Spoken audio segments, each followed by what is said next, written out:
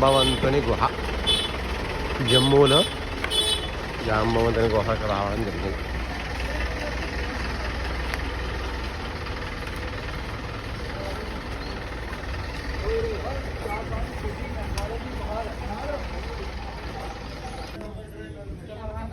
ఓం నమః శివాయ.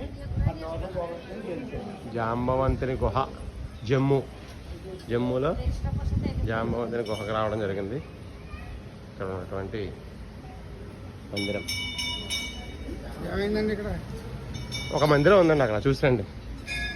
అదే మందిరం అడక్కండి, మాకు కూడా పెట్టలేదు.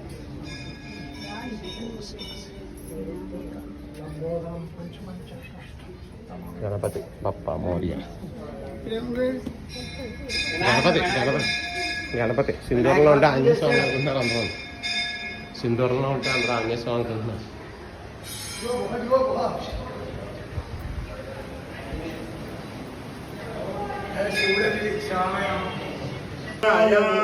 గోవిందాయ గోపీజనవల్లభాయ పరమపురుషాయ పరమాత్మనే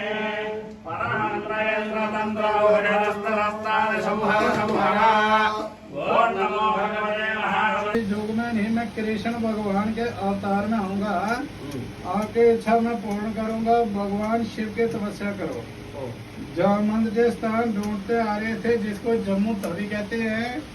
तवी के किनारे एक शेर और बकरी दोनों एक साथ इकट्ठे पानी पी रहे थे। जामंद ने सोचा सभी से पवित्र स्थान मेरे के लिए यही है। जामंद ने अपनी शक्ति से रास्ता बनाया गुफा के अंदर आने के लिए, जहाँ पर बैठ के तपस्या के भगवान शिव प्रकट है। एक मुखी रुद्राक्ष होता है ना जो, हाँ, उसके रूप में प्रकट हुए। इन्होंने कहा जामंद जाओ रास्ता बनाओ अमरनाथ के लिए, अमरनाथ मेरे दर्शन करोगे, आपके युद्ध करने की इच्छा पूर्ण होगी। जामंद ने यहाँ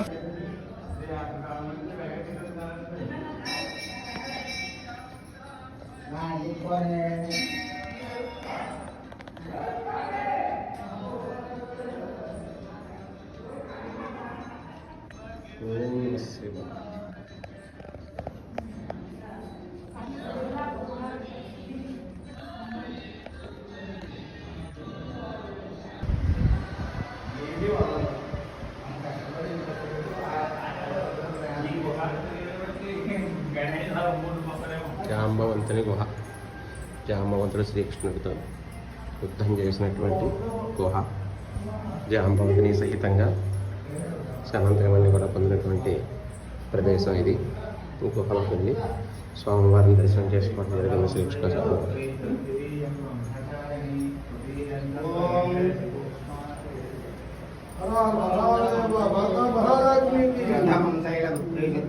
ब्रह्मचारिणी तृतीयं चंद्रखंडे भूष्मांडे चतुर्थकं पंचमं स्कंदमादेवी षष्ठं कात्यायनी तथा सप्तमं कालरात्रि महागौरी तथाष्टमं नवमं सिद्धिदात्री च नवदुर्गाः प्रकीर्तिताः.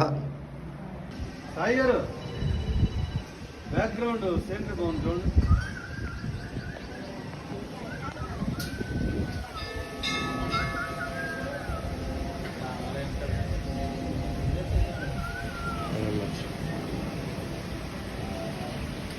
జమ్మూలో జాంబవంతుని గుహ.